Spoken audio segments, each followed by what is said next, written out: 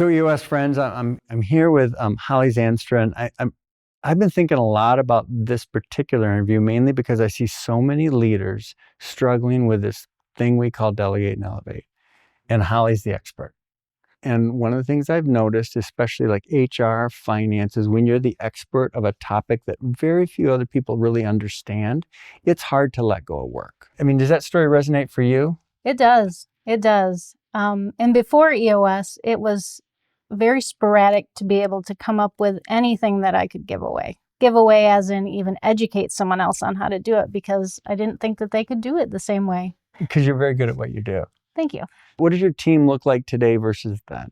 My team has become a lot stronger. If you don't have a strong team, it's hard to trust them. It's hard to encourage them to be successful in the things that you give them, and for me to be able to trust them to take on the things that I give them and give them that opportunity to learn things that they want to learn.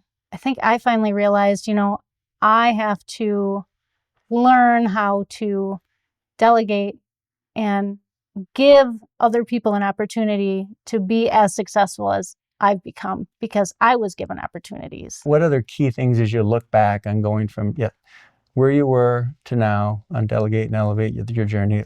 One more key event. Actually, identifying areas that I'm not strong in. Wait, you're not good at everything? No.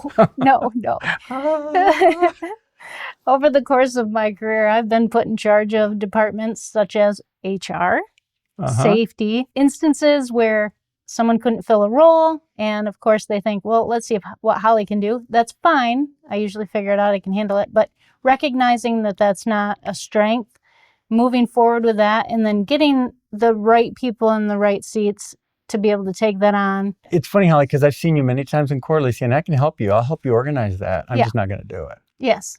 You use the L10 meeting with your team. And how has that helped you from a Delegate and Elevate perspective? Oh, tremendously. I think of rocks all the time. It's nonstop. That's how my brain works. Everyone on your team has rocks. Yes.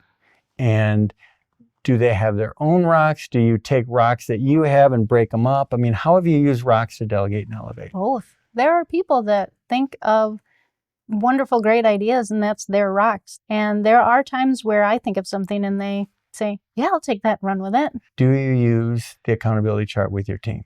Yes. And how has that helped? It helps point out where the responsibilities lie and who's being held accountable for what. And it's interesting because, we talk about creating the conditions where people can be accountable, and that's that accountability chart. So you have it and you keep it updated.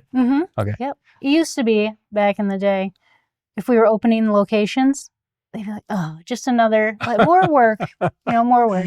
Now it's exciting. Oh, we're going to open new stores. That's great. Oh, isn't that funny? It has changed, their mindset has changed because they're a part of it. What are some of the things you now can focus on for Weller that you couldn't 2 years ago? The future of this company and what that looks like, and how are we going to get there, and my role in being able to get us there. I think maybe that's the thing I really want people to understand, that is that when you do free up the time, wouldn't it be great to be able to work on that kind of stuff? Because 2 years ago you couldn't. Right. We've talked a ton about Delegate and Elevate, and I'm sure there's finance leads and HR leads or people out there that are kind of starting the journey. What's the one nugget of advice based on your experience to help that person get going on this Delegate and Elevate journey? First step is check in with yourself. What sort of things are you able to delegate? So everyone wants to hold on to stuff. What are the things, at least today, you're willing to give up? Yeah. Step one. Yeah, write it down. Well, write it down? Yeah.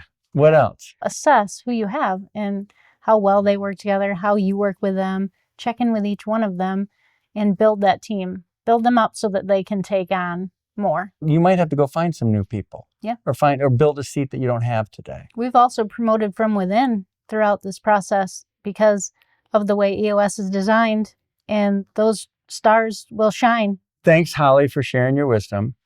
And for those of you out there who kind of, you heard Holly when she started 4 years ago on this Delegate and Elevate journey. Hopefully you've taken away some nuggets to kind of encourage you to start and maybe help you see where you can start. I guess the thing I want to leave you with is that concept of return on excitement or return on elevating is maybe put that one big carrot out there is, if I could get myself to this place, I would be able to do this, just so you can see the end or see that one place you can get. Wouldn't it be great, as Holly said, that you could throw all your energy into planning, or you could go out and start a peer group within your organization to elevate other people in their careers. I mean, you heard it from Holly. What's that for you?